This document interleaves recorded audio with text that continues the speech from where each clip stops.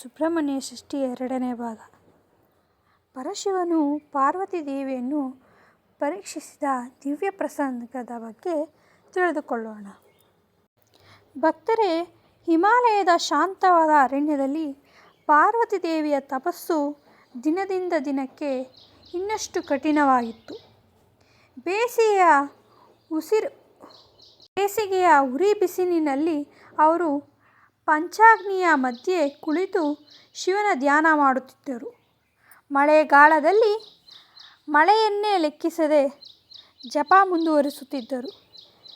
ಚಳಿಗಾಲದಲ್ಲಿ ಹಿಮಾಲಯದ ನಡುವೆ ನಿಂತು ಓಂ ನಮಃ ಶಿವಾಯ, ಓಂ ನಮಃ ಶಿವಾಯ, ಓಂ ನಮಃ ಶಿವಾಯ ಎಂಬ ಪಂಚಾಕ್ಷರಿಯ ಮಂತ್ರವನ್ನು ನಿರಂತರವಾಗಿ ಜಪಿಸುತ್ತಿದ್ದರು.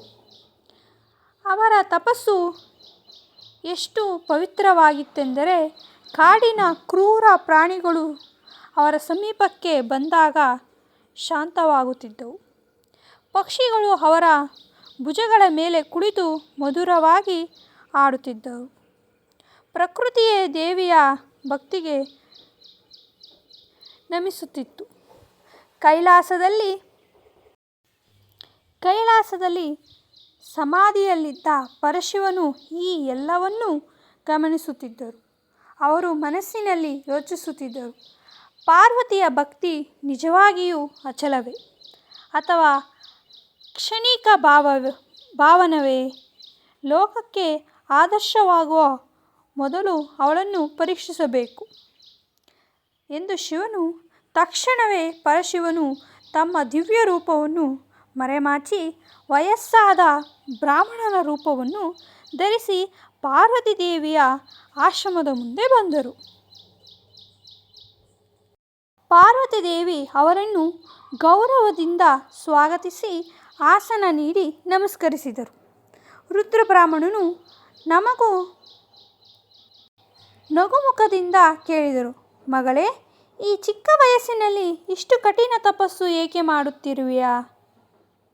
ಪಾರ್ವತಿ ದೇವಿ ವಿನಯದಿಂದ ಉತ್ತರಿಸಿದರು, ನಾನು ಪರಶಿವನನ್ನು ಪತಿಯನ್ನಾಗಿ ಪಡೆಯಲು ಈ ತಪಸ್ಸನ್ನು ಮಾಡುತ್ತಿದ್ದೇನೆ ಬ್ರಾಹ್ಮಣರೇ ಎಂದು ಪಾರ್ವತಿ ದೇವಿ ಹೇಳಿದರು. ಆ ಮಾತು ಕೇಳಿದ ಬ್ರಾಹ್ಮಣನು ಆಶ್ಚರ್ಯಪಟ್ಟಂತೆ ನಟಿಸಿ ಹೇಳಿದರು ಹೀಗೆಂದು, ಏನು ಹೇಳುತ್ತಿರುವೆಯೇ? ಆ ಶಿವನ ಅವನು ಸ್ಮಶಾನದಲ್ಲಿ ವಾಸಿಸಿರುತ್ತಾನೆ, ದೇಹಕ್ಕೆ ಬೂದಿ ಹಚ್ಚಿಕೊಳ್ಳುತ್ತಾನೆ, ಕುತ್ತಿಗೆಗಳಲ್ಲಿ ಹಾವುಗಳನ್ನು ಧರಿಸಿರುತ್ತಾನೆ, ಹುಲಿಯ ಚರ್ಮವನ್ನು ಉಟ್ಟುಕೊಳ್ಳುತ್ತಾನೆ, ಅವರಿಗೆ ಅರಮನೆ ಇಲ್ಲ, ಆಭರಣಗಳಿಲ್ಲ, ಅಂತಹವರನ್ನು ಏಕೆ ಬಯಸುತ್ತಿದ್ದೀಯಾ ಎಂದು ಶಿವನು ಕೇಳಿದನು. ಇದನ್ನು ಕೇಳಿದ ಪಾರ್ವತಿ ದೇವಿಯ ಮುಖದಲ್ಲಿ ಕ್ಷಣಕಾಲ ಗಂಭೀರತೆ ಮೂಡಿತು. ಅವರು ಶಾಂತವಾಗಿ ಉತ್ತರಿಸಿದರು, ಮಹಾತ್ಮನೇ, ನೀವು ಶಿವನ ಬಾಹ್ಯ ರೂಪವನ್ನು ಮಾತ್ರ ನೋಡುತ್ತಿದ್ದೀರಿ, ಆದರೆ ನಾನು ಅವರ ಅಂತಃಕರುಣೆ, ಜ್ಞಾನ ಮತ್ತು ಪರಬ್ರಹ್ಮ ಸ್ವರೂಪವನ್ನು ಕಾಣುತ್ತಿದ್ದೇನೆ. ಅವರು ಸೃಷ್ಟಿಯ ಮೂಲ, ದೇವತೆಗಳ ದೇವರು. ನನ್ನ ಭಕ್ತಿ ಅವರ ಪಾದಗಳಲ್ಲೇ ಸ್ಥಿರವಾಗಿರುತ್ತದೆ ಎಂದು ಪಾರ್ವತಿ ದೇವಿ ಉತ್ತರಿಸಿದಾಗ ಬ್ರಾಹ್ಮಣನು ಮತ್ತೆ ಕೇಳಿದನು, ಇನ್ನೂ ಯೋಚಿಸು, ಇಂದ್ರನಂತಹ ರಾಜನನ್ನು ವರಿಸಬಲ್ಲಬಹುದಲ್ಲ ನೀನು? ಪಾರ್ವತಿ ದೇವಿ ದೃಢಸ್ವರದಲ್ಲಿ ಹೇಳಿದರು, ನನ್ನ ಮನಸ್ಸಿನಲ್ಲಿ ಶಿವನನ್ನು ಬಿಟ್ಟರೆ ಬೇರೆ ಯಾರಿಗೂ ಸ್ಥಾನವಿಲ್ಲ. ಜನ್ಮಕ್ಕೂ ಅವರೇ ನನ್ನ ಪತಿ ಎಂದು ಪಾರ್ವತಿ ದೇವಿ ಹೇಳಿದರು. ಆ ಮಾತು ಕೇಳಿದಂತೆಯೇ ಆ ವೃದ್ಧ ಬ್ರಾಹ್ಮಣನ ಮುಖದಲ್ಲಿ ದಿವ್ಯ ತೇಜಸ್ಸು ಹೊರಬಂದಿತು. ಕ್ಷಣದಲ್ಲೇ ಆ ರೂಪವನ್ನು ಮಾಯವಾಯಿತು. ಅಲ್ಲಿ ಸ್ವತಃ ಪರಶಿವನು ತಮ್ಮ ದಿವ್ಯ ರೂಪವನ್ನು ಪ್ರತ್ಯಕ್ಷರಾದರು. ಜಟೆಯಲ್ಲಿ ಗಂಗೆಯು ಹರಿಯುತ್ತಿತ್ತು. ಚಂದ್ರನು ಅವರ ಮಸ್ತಕವನ್ನು ಅಲಂಕರಿಸಿದ್ದನು. ತ್ರಿನೇತ್ರದಿಂದ ಕರುಣೆಯ ಪ್ರಕಾಶ ಹರಿಯುತ್ತಿತ್ತು. ಪಾರ್ವತಿ ದೇವಿ ಆನಂದ ಬಾಷ್ಪದಿಂದ ಅವರ ಪಾದಗಳಿಗೆ ನಮಸ್ಕರಿಸಿದರು. ಪರಶಿವನು ಮಂದಹಾಸದಿಂದ ಹೇಳಿದರು, ಪಾರ್ವತಿ, ನಿನ್ನ ಭಕ್ತಿ ಅಚಲವಾಗಿದೆ. ನಿನ್ನ ತಪಸ್ಸು ಫಲಿಸಿದೆ. ಶೀಘ್ರದಲ್ಲೇ ನಮ್ಮ ದಿವ್ಯ ವಿವಾಹ ನಡೆಯಲಿದೆ. ಆ ವಿವಾಹವು ಕೇವಲ ನಮ್ಮಿಬ್ಬರ ಸಂಯೋಗವಲ್ಲ, ಅದು ಧರ್ಮದ ರಕ್ಷಣೆಗಾಗಿ ದೇವರ ಸಂಕಲ್ಪ. ದೇವತೆಗಳು ಈ ದಿವ್ಯ ದೃಶ್ಯವನ್ನು ನೋಡಿ ಸಂತೋಷದಿಂದ ಪುಷ್ಪಗಳನ್ನು ಸೃಷ್ಟಿಸಿದರು. ದೇವಲೋಕಗಳಲ್ಲಿ ದುಂಬಿಗಳು ಮುಳುಗಾಡಿದವು. ಋಷಿಗಳು ವೇದ ಮಂತ್ರಗಳನ್ನು ಪಠಿಸಿದರು. 3 ಲೋಕಗಳಲ್ಲಿ ಸಂತೋಷವಾದ ವಾತಾವರಣ ನಿರ್ಮಾಣವಾಯಿತು. ಆದರೆ ಇದು ಕೇವಲ ಆರಂಭವಾಯಿತು. ಈ ದಿವ್ಯ ವಿವಾಹದ ನಂತರವೇ ಲೋಕವನ್ನು ರಕ್ಷಿಸುವ ಶ್ರೀ ಕುಮಾರಸ್ವಾಮಿ ಅವತಾರ ಸಂಭವಿಸಲಿತ್ತು. ಶಿವ ಮತ್ತು ಪಾರ್ವತಿ ದಿವ್ಯ ವಿವಾಹ. ಪಾರ್ವತಿ ದೇವಿಯ ಅಚಲ ಭಕ್ತಿ ಮತ್ತು ಕಠಿಣ ತಪಸ್ಸಿನಿಂದ ಸಂತುಷ್ಟರಾದ ಪರಶಿವನು ವಿವಾಹಕ್ಕೆ ಒಪ್ಪಿಗೆ ನೀಡಿದರು. ಈ ಸುದ್ದಿಯ ಕ್ಷಣಮಾತ್ರದಲ್ಲೇ ದೇವಲೋಕ, ಭೂಲೋಕ ಮತ್ತು ಋಷಿಮುನಿಗಳ ಆಶ್ರಮಗಳಿಗೂ ತಲುಪಿತು. ದೇವತೆಗಳ ಮುಖದಲ್ಲಿ ಅನೇಕ ವರ್ಷಗಳ ನಂತರ ಸಂತೋಷ ಮೂಡಿತ್ತು. ಏಕೆಂದರೆ ಈ ವಿವಾಹವು ಕೇವಲ ಒಂದು ದೈವಿಕ ಮದುವೆಯಲ್ಲ, ಧರ್ಮದ ರಕ್ಷಣೆಗೆ, ತಾರಕಾಸುರನ ಸಂಹಾರಕ್ಕೆ ಮತ್ತು ಲೋಕಕ್ಷೇಮಕ್ಕೆ ದಾರಿ ಮಾಡಿಕೊಡುವ ಮಹಾಸಂಕಲ್ಪವಾಗಿತ್ತು. ಹಿಮಾಲಯ ರಾಜ ಹಿಮವಂತ ಮತ್ತು ಮೇನಾದೇವಿಯವರು ತಮ್ಮ ಪುತ್ರಿಯ ವಿವಾಹಕ್ಕಾಗಿ ಭವ್ಯ ಸಿದ್ಧತೆಗಳನ್ನು ಆರಂಭಿಸಿದರು. ಅರಮನೆಗಳನ್ನು ಹೂಗಳಿಂದ ಅಲಂಕರಿಸಲಾಯಿತು. ಸುಗಂಧ ದ್ರವ್ಯಗಳ ಪರಿಮಳ ಎಲ್ಲೆಡೆ ಹರಡಿತ್ತು. ವೇದಘೋಷಗಳು ಮೊಳಗತೊಡಗಿದವು. ಅತ್ತ ಕೈಲಾಸದಲ್ಲಿಯೂ ಶಿವಗಣಗಳು ಸಂಭ್ರಮದಲ್ಲಿದ್ದರು. ನಂದೀಶ್ವರನು ಸಕಲ ವ್ಯವಸ್ಥೆಯನ್ನು ನೋಡಿಕೊಳ್ಳುತ್ತಿದ್ದನು. ಭೂತಗಣಗಳು, ಗಣಪರು, ಯಕ್ಷರು, ಕಿನ್ನರು, ಗಾಂಧರ್ವರು ಎಲ್ಲರೂ ವಿವಾಹ ಯಾತ್ರೆಗೆ ಸಜ್ಜಾದರು. ಪರಶಿವನು ತಮ್ಮ ವೈರಾಗ್ಯದ ಸ್ವರೂಪದಲ್ಲಿಯೇ ವಿವಾಹ ಯಾತ್ರೆಗೆ ಹೊರಟರು. ಅವರ ಜಟೆಯಲ್ಲಿ ಗಂಗೆಯು ಹರಿಯುತ್ತಿತ್ತು. ಮಸ್ತಕದಲ್ಲಿ ಚಂದ್ರನು ಹೊಳೆಯುತ್ತಿದ್ದನು. ಕುತ್ತಿಗೆಯಲ್ಲಿ ನಾಗರಾಜನು ಅಲಂಕರಿಸಿದ್ದನು. ದೇಹದ ಮೇಲೆ ವಿಭೂತಿ, ಕೈಯಲ್ಲಿ ತ್ರಿಶೂಲ. ಅವರ ಜೊತೆಗೆ ಬಂದ ಗಣಗಳನ್ನು ಕಂಡು ಕೆಲವರು ಆಶ್ಚರ್ಯಪಟ್ಟರು. ಆದರೆ ಋಷಿಗಳು ಹೇಳಿದರು, ಇದು ಸಾಮಾನ್ಯ ಮದುವೆಯಲ್ಲ, ಇದು ಶಿವ ಮತ್ತು ಶಕ್ತಿಯ ದಿವ್ಯ ಸಂಗಮ. ವಿವಾಹ ಮಂಟಪದಲ್ಲಿ ಬ್ರಹ್ಮದೇವರು ವೇದಮಂತ್ರಗಳನ್ನು ಪಠಿಸಿದರು. ಶ್ರೀ ಮಹಾವಿಷ್ಣುವು ಶುಭಾಶಯಗಳನ್ನು ಕೋರಿದರು. ದೇವತೆಗಳೆಲ್ಲರೂ ಸಾಕ್ಷಿಯಾದರು. ಶುಭ ಮುಹೂರ್ತದಲ್ಲಿ ಪರಶಿವ ಪಾರ್ವತಿಯ ದೇವಿಯ ಕೈ ಹಿಡಿದರು. ಆ ಕ್ಷಣದಲ್ಲಿ ಆಕಾಶದಿಂದ ಪುಷ್ಪ ಸೃಷ್ಟಿಯಾಯಿತು. ವೇದದುಂಬಿಗಳು ಮೊಳಗತೊಡಗಿದವು. ಗಾಂಧರ್ವರು ಮಧುರ ಸಂಗೀತ ಹಾಡಿದರು. ಋಷಿಗಳು ವೇದ ಮಂತ್ರಗಳನ್ನು ಘೋಷಿಸಿದರು. 3 ಲೋಕದಲ್ಲಿಯೂ ಅಪೂರ್ವವಾದ ಶಾಂತಿ ಮತ್ತು ಮಂಗಳ ವಾತಾವರಣ ಹರಡಿತು. ಬ್ರಹ್ಮದೇವರು ಹೇಳಿದರು, ಇಂದಿನಿಂದ ಶಿವ ಮತ್ತು ಶಕ್ತಿ ಒಂದಾಗಿದ್ದಾರೆ. ಈ ದಿವ್ಯ ಸಂಯೋಗದಿಂದ ಲೋಕಕ್ಕೆ ಹೊಸ ಆಕಾಶಕಿರಣ ಮೂಡಲಿದೆ.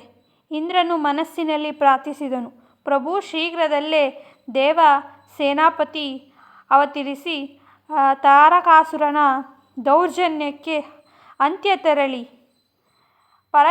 ಪರಶಿವನು ತಮ್ಮ ಪಾರ್ವತಿ ದೇವಿಯವರು ದೇವತೆಗಳಿಗೆ ಆಶೀರ್ವಾದ ನೀಡಿ ಹೇಳಿದರು, ಕಾಲ ಸಮೀಪಿಸಿದೆ. ಧರ್ಮ ರಕ್ಷಣೆಗೆ ಅಗತ್ಯವಾದ ದಿವ್ಯ ಕಾರ್ಯ ನೆರವೇರುತ್ತದೆ. ಈ ಮಾತುಗಳನ್ನು ಕೇಳಿದ ದೇವತೆಗಳ ಹೃದಯದಲ್ಲಿ ಹೊಸ ಭರವಸೆ ಮೂಡಿತು.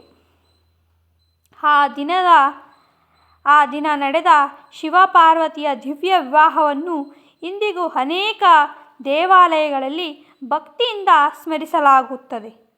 ಇದು ಕೇವಲ ವಿವಾಹದ ಸಂಕೇತವಲ್ಲ, ಶಿವ ಮತ್ತು ಶಕ್ತಿಯ ಏಕತ್ವ, ಜ್ಞಾನ ಮತ್ತು ಶಕ್ತಿಯ ಸಂಗಮ, ಧರ್ಮ ಮತ್ತು ಕರುಣೆಯ ವಿಜಯ ಸಂಕೇತವಾಗಿದೆ.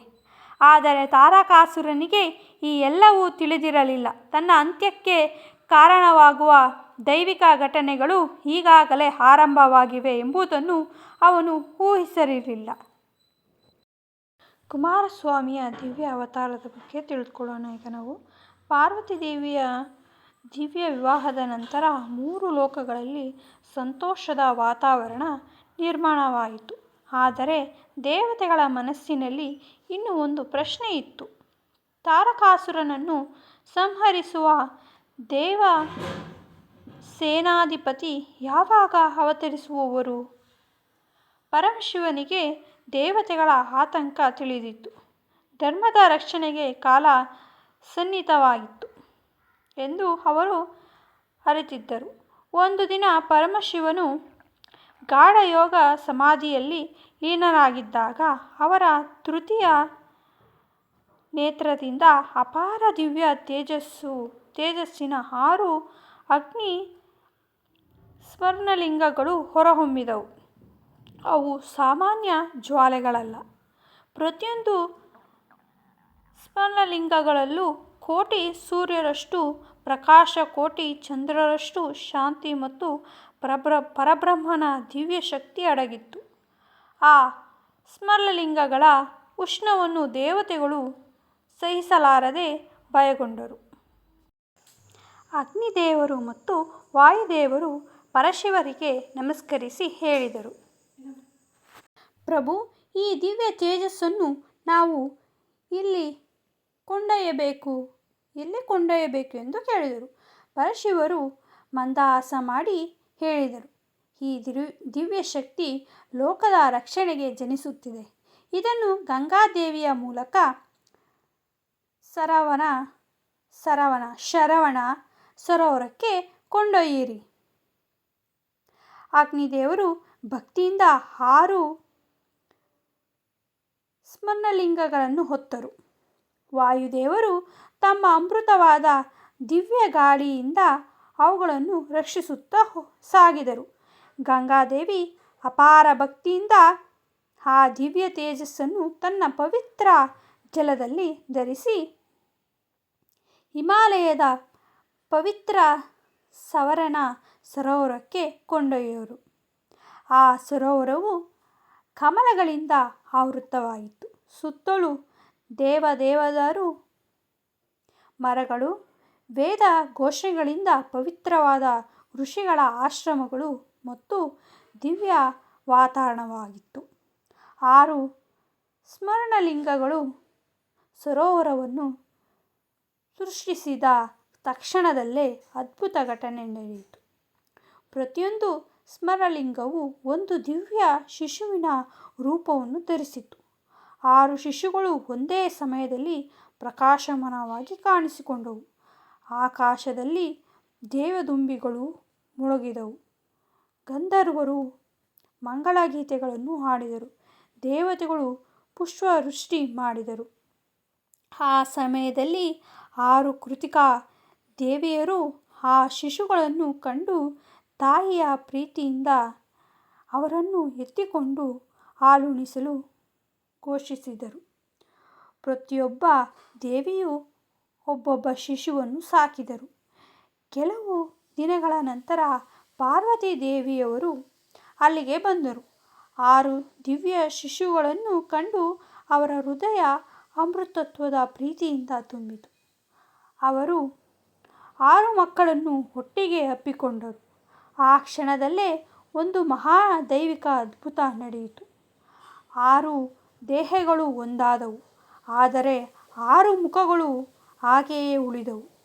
ಹೀಗೆ 6 ಮುಖನಾದ ಶ್ರೀ ಷಣ್ಮುಖ, ಕಾರ್ತಿಕೇಯ, ಸ್ಕಂದ, ಸುಬ್ರಹ್ಮಣ್ಯ, ಶರವಣಭವ ಅವತರಿಸಿದರು.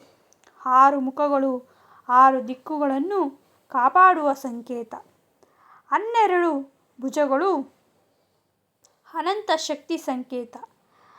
ಅವರ ಮುಖದಲ್ಲಿ ಕರುಣೆ, ಕಣ್ಣಿನಲ್ಲಿ ಜ್ಞಾನ, ದೇಹದಲ್ಲಿ ದಿವ್ಯ ತೇಜಸ್ಸು ಪ್ರಕಾಶಿಸುತ್ತಿತ್ತು. ದೇವತೆಗಳೆಲ್ಲರೂ ಆನಂದದಿಂದ ನಮಸ್ಕರಿಸಿದರು.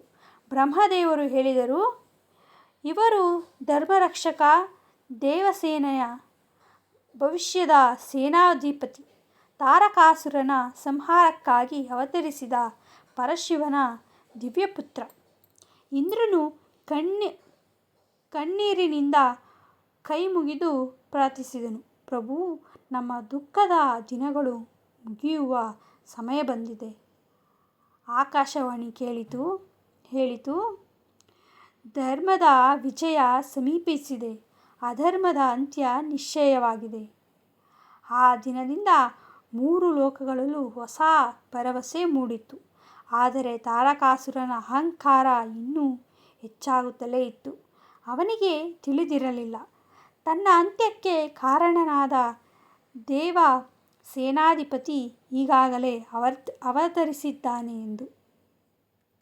ಮುಂದಿನ ಭಾಗದಲ್ಲಿ ನಾವು ಪಾರ್ವತಿ ದೇವಿಯವರು ಶ್ರೀ ಕುಮಾರಸ್ವಾಮಿಗೆ ದಿವ್ಯ ಶಕ್ತಿ ಆಯುಧವನ್ನು ಕೊಟ್ಟಿದ್ದನ್ನು ನೀಡಿದರು.